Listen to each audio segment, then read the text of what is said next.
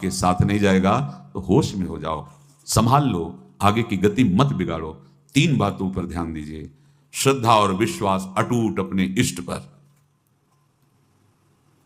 दूसरी बात, हमारे हृदय में जो गुरुदेव ने उपासना का बीज रोपण किया, तत्परता।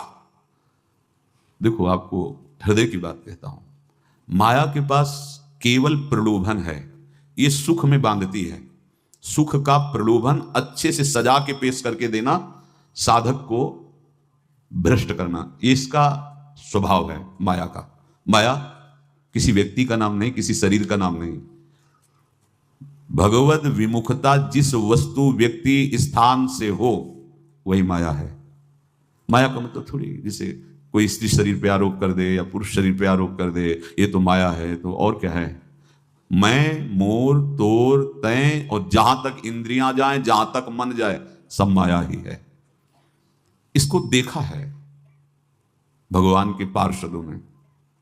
ये क्या करती है? चमकीली लेबिल लगाकर, सुख का चारा डाल करके जीव को बांधती है।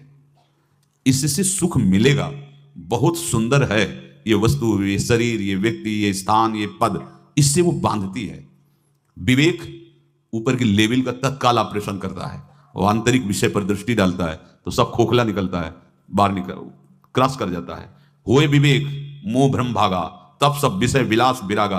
अज्ञानी उसी आकर्षण सुख में बंध जाता है, और सुख तो था नहीं, बंधन इतनी जोर का हो गया, अब मुक्त हो सकता नहीं, तो उसके हृदय में लगता है इसके बिना जी नहीं सकते, इस नशा के बिना, वस्तु के बिना, व्यक्ति के बिना।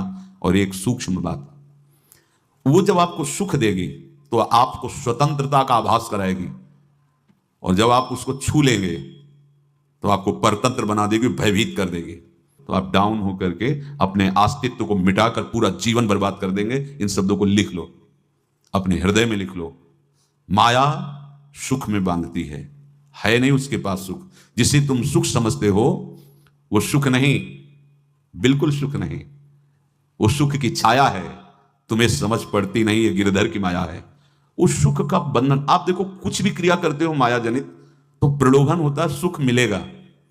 और जिस समय सुख मिलने के लिए आप लालायित हुए, उस समय सुख भोगने की स्वतंत्रता आपको दे देगी। लो, आप समझ रहे हैं हम स्वतंत्र स्वामी होकर सुख भोग रहे हैं? नहीं, आप भोग लिए ना, आप गुलामी उसकी सहो।